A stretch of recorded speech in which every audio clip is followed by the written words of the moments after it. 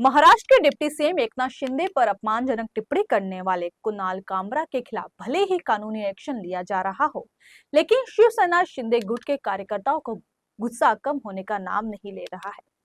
कुणाल कामरा के स्टूडियो में हुई तोड़फोड़ के बाद अब शिंदे के समर्थक सड़कों पर उतरकर विरोध प्रदर्शन कर रहे हैं। इसी कड़ी में शिवसेना के कार्यकर्ताओं ने अपना गुस्सा जाहिर करते हुए डोंबिवली में विरोध प्रदर्शन किया। शिंदे गुट के कार्यकर्ताओं ने डोंबिवली पूर्व के इंदिरा चौक पर एकत्र हुए और कामरा की तस्वीर पर काली पोती और चप्पल मारकर अपना विरोध जताया। इसके अलावा इस मामले में कुणाल कामरा के खिलाफ रामनगर थाने में शिकायत दर्ज कराई गई, जिसके बाद पुलिस ने उनके खिलाफ मामला दर्ज कर लिया है।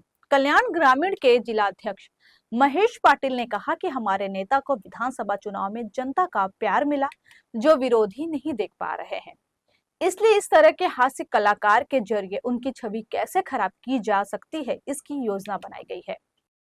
म्हणणं तुम्ही सर्वांनी बघितलं असेल की कुणाल कामराने आमचे माननीय नेते एकनाथरावजी शिंदे यांच्याबद्दल जे अपशब्द वापरले, जी कविता काढली, अतिशय हेतुपुरस्सर त्यांनी ही टीका केलेली आहे।